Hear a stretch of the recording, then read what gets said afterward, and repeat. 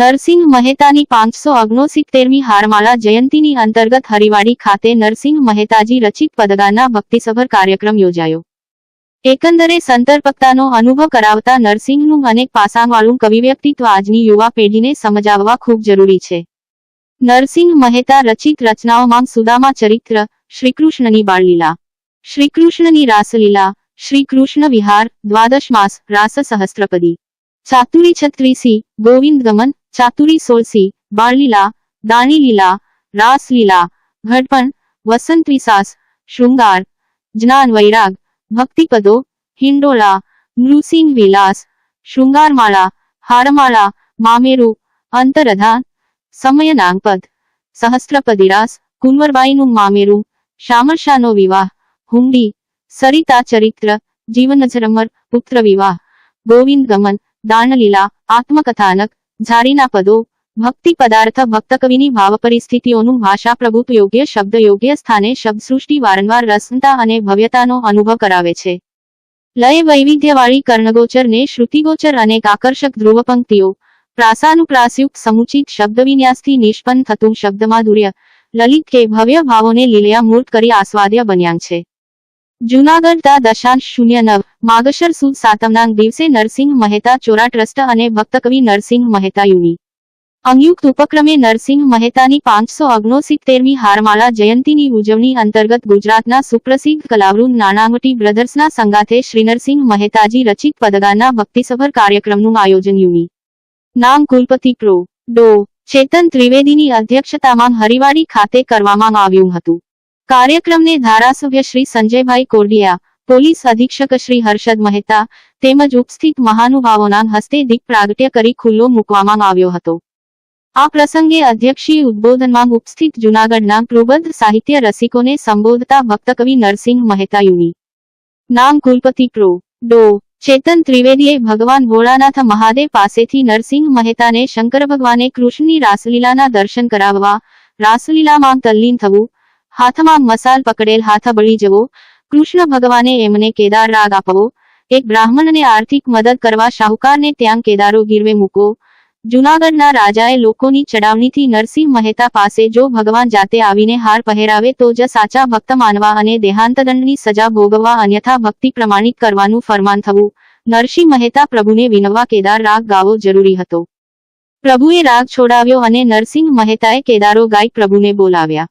ભગવાને પોતાના ગળામાંનો હાર નરસિંહ મહેતાના ગળામાં પહેરાવ્યો। આ વાત આપણે સયા જૂનાગઢવાસી હોવાથી પરિચિત છીએ। આજે આપણે 569મી હારમાળાનો અવસરે ભક્તકવિનું જ્ઞાન સ્વાનુભૂતિનો સ્પર્શ પામ્યું હોય એની અભિવ્યક્તિમાં મૌલિકતા અને પરિપક્વતા સભર પદોમાં વેદાંત વિચારનો સ્પષ્ટ પ્રભાવ સાથે ભક્તિજ્ઞાનના આ પદોમાં નરસિંહનું કવિત્વ ઊંચી કોટીનું, શબ્દે શબ્દે સહૃદયતા ટપકતી અને લયમાં આરતનો તાર ગુંજતો નાણાવટી બ્રધર્સ દ્વારા પદગાનથી અનુભવ્યો છે। નરસિંહનું અનેક પાસાવાળું કવિવ્યક્તિત્વ એકંદરે સંતર્પકતાનો અનુભવ કરાવે છે। કાર્યક્રમને સફળ બનાવવા ભક્તકવિ નરસિંહ મહેતા યુની નામ રજિસ્ટ્રાર ડો. ડી. એચ.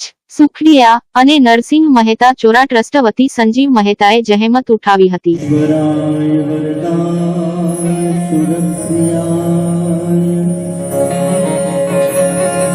લંબોદરાય સકલાય જગદ્વિતાય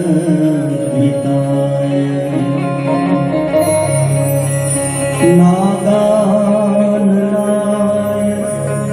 શ્રુતિયજ્ઞ વિભૂષિતાય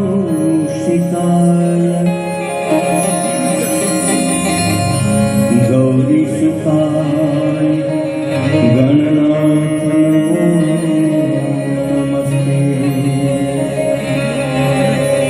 वंदे शंभुकुमापतिं सुरगुरुं वंदे जगत्कारणं वंदे पन्नगभूषणं मृगधरं वंदे पशूनां पतिं वंदे सूर्य शशांक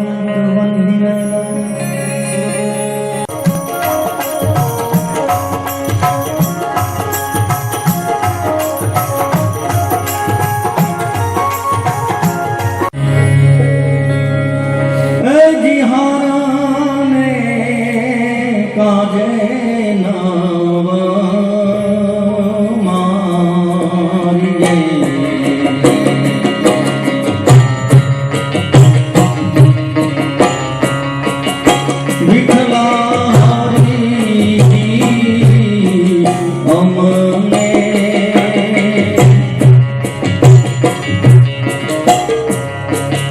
માર્યા રે પછી રે મારા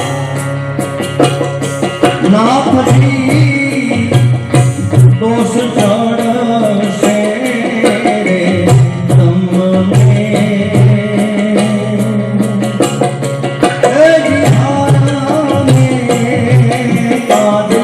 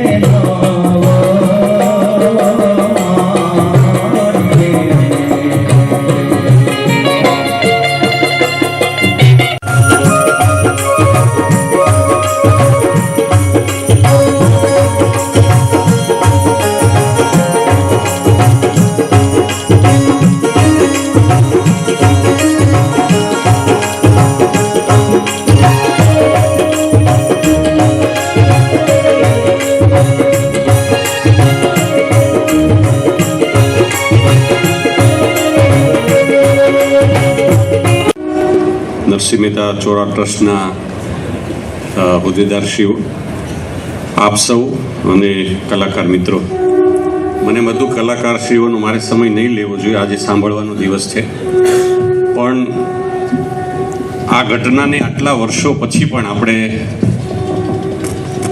ઉમાશંકર જોશીની વાત કરીએ તો જો માનવ થાય તો ઘણું. આ માનવીની વ્યાખ્યા આપનાર 579 વર્ષ પહેલા નરસિંહ મહેતાએ વૈષ્ણવજન આપ્યું ને એને આખી કેરેક્ટરિસ્ટિક એક વ્યક્તિત્વ કેવું હોવું જોઈએ માનવીનું, આટલું સરસ ભજન આપ્યું. બાકીના પદોની તો અહીંયા એમના ગાશે, પણ 550-600 વર્ષ પહેલા એમણે જે રીતે માનવીની વ્યાખ્યા કરી વૈષ્ણવજન, તો તેને કહીએ. અને પછી આઝાદીની ચળવળમાં ગાંધીજીના મુખે આખા વિશ્વમાં આજે એની ધૂન તો એટલી બધી લોકપ્રિય બની છે આના શબ્દો સાથે સાથે કે વિશ્વ આખામાં ક્યાંક માનવીની વાત થાય તો આ વૈષ્ણવજનના ભજનની વાત થાય. આવા નરસિંહ મહેતા આપણે કલ્પના કરીએ કે આટલા વર્ષો પૂર્વે એ અહીંયા નરસિંહ મહેતાના ચોરા અથવા એમના નિવાસ સ્થાનથી દામોદર કુંડ સુધી એ સવારમાં નાવા જતા હશે, કેવી રીતે એ પ્રભાતિયા બોલતા હશે, કેટલું નિર્મળ અને પવિત્ર વાતાવરણમાં એ ભૂમિના એ સાક્ષી બન્યા હશે એમના એ વખતના લોકો. તો આટલી પરંપરાવાળી આ ભૂમિ છે અને આજના આ પ્રસંગે જે રીતે આ પરંપરાને સાચવવી, આ પરંપરાને નવી પેઢી સુધી પહોંચાડવી, એ માટે હું આ આયોજક બંનેને ખૂબ ખૂબ અભિનંદન આપું છું કે આપણે નરસિંહ મહેતા જેવું પાત્ર કે જેમણે ભારતના સમગ્ર ભક્તિ આંદોલનના યુગ કહીએ, ઇતિહાસના જે યુગો કર્યા છે એમાં ભક્તિ આંદોલનનો આખો યુગ છે, જેમાં ભક્ત કવિ શ્રી નરસિંહ મહેતા, મીરાબાઈ, રામાનુજન, શ્રી વલ્લભ આ પ્રકારના જે એક સાથે સમયાંતર એક સદીમાં થયા અને આખા યુગને એ ભક્તિ યુગ તરીકે ઇતિહાસમાં ઓળખાય છે. એવા ભક્તિ યુગના અને આપણા ગુજરાતીના તો આદ્ય કવિ છે. એ રીતે પણ આપણા સૌના એમને એક આદરણીય આદ્ય છે એવી ગુજરાતી ભાષાની પણ એમણે સેવા કરી છે. અને કેટલા એવા પ્રભાતિયાઓ છે કે જેમને આખા એક ભજનનું નવું સ્વરૂપ આપ્યું છે. એવા નરસિંહ મહેતાના અલગ અલગ પદો અહીંયા ગવાવાના છે. હું કલાકાર મિત્રોને પણ ખૂબ ખૂબ અભિનંદન આપું છું કે એમણે આ પદોને એમના મૂળભૂત સ્વરૂપે લોકો સુધી જળવાઈ રહે એવો પણ પ્રયાસ કર્યો છે. ફરીવાર આ સંસ્થાને, હું બંને સંસ્થાને ખૂબ ખૂબ અભિનંદન આપું છું. Thank you very much.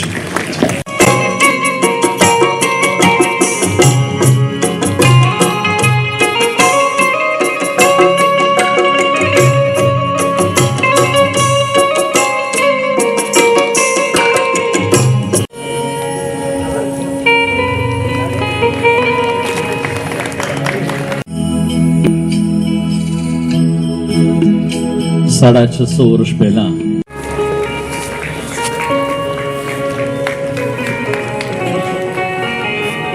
અને યાત્રાધામ વિકાસ બોર્ડના પૂર્વ ડિરેક્ટર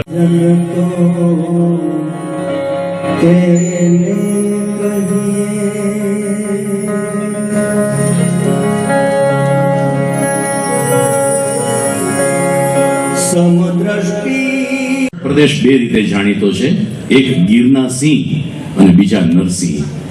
જો સિંહને નુકસાન થાય ને તો પ્રકૃતિને નુકસાન થતું હોય છે, અને નરસિંહને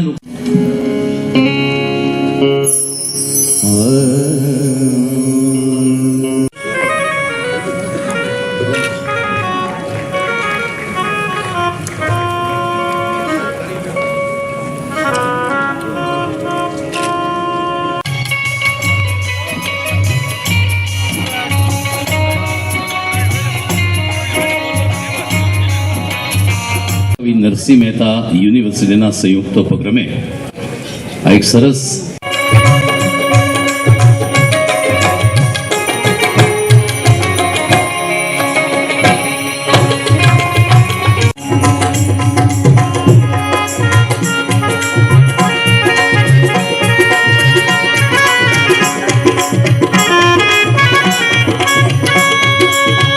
જંગલમાં જાય છે ને રાસલીલાના દર્શન થાય છે એ પ્રસંગ.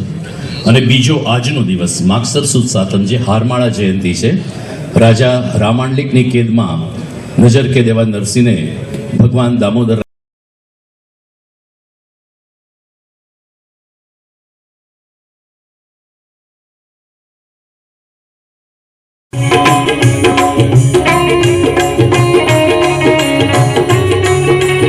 કવિ અને ભક્ત શિરોમણી નરસિંહ મહેતાજીની હારમાળા જયંતિ છે. રજિસ્ટર યુનિવર્સિટી, તબીબ અગ્રણી ડોક્ટર ડીબી ચિકલિયા સાહેબ અને ચોરા ટ્રસ્ટના પૂર્વ પ્રમુખ ભાઈ શ્રી શશીનભાઈ નાણાવટીને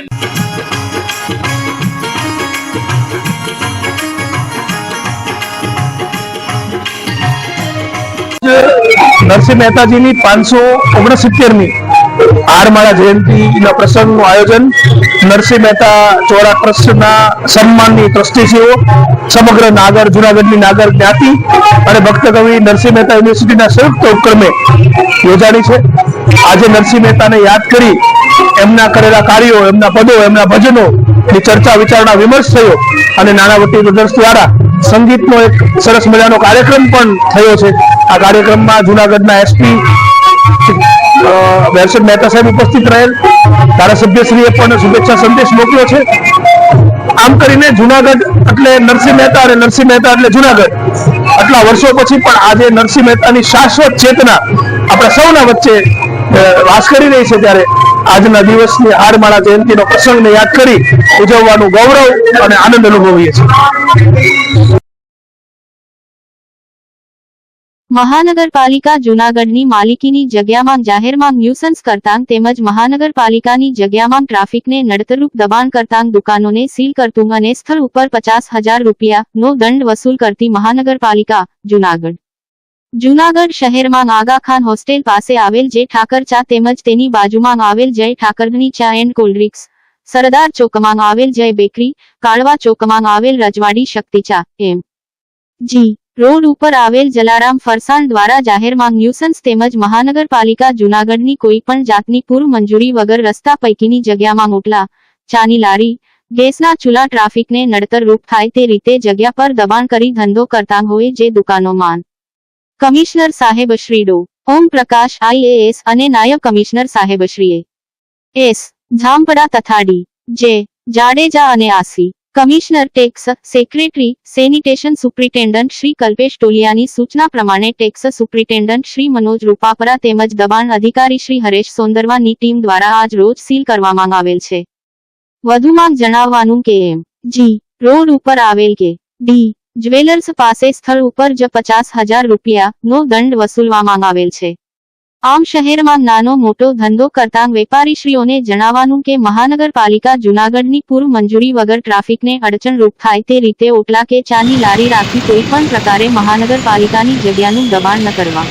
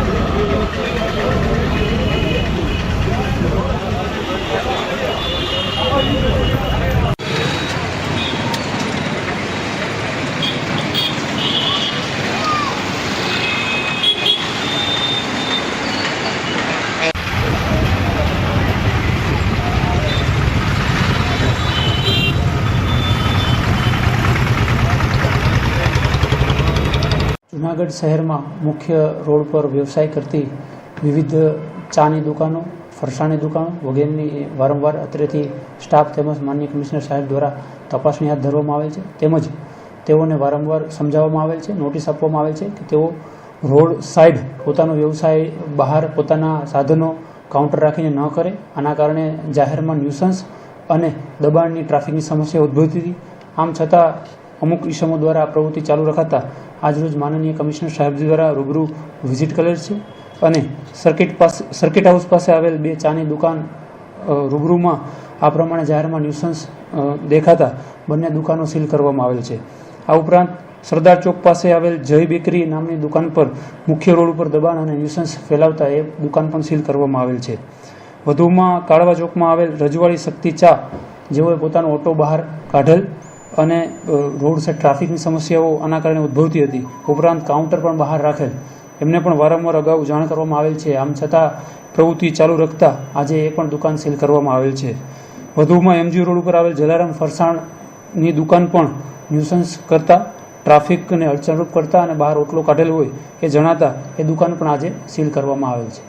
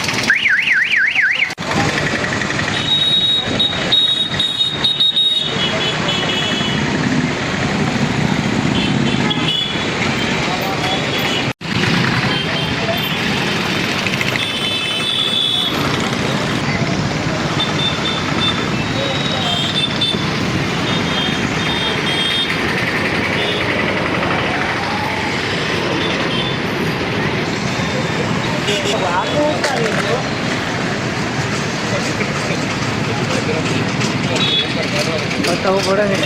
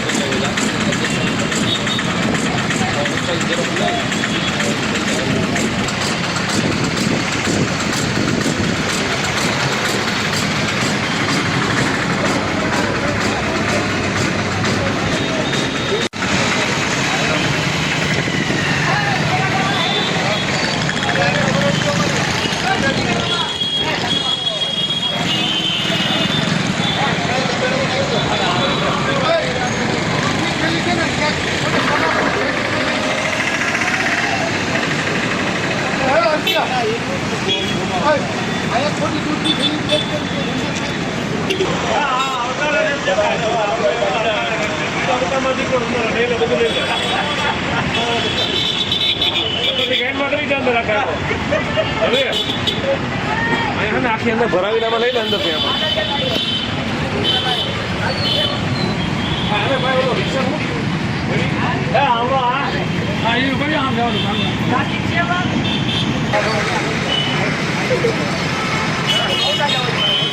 હું હવે વાહન ચગાવ્યા પેલા આવે ને બધું લૂંટાઈ ગયું પછી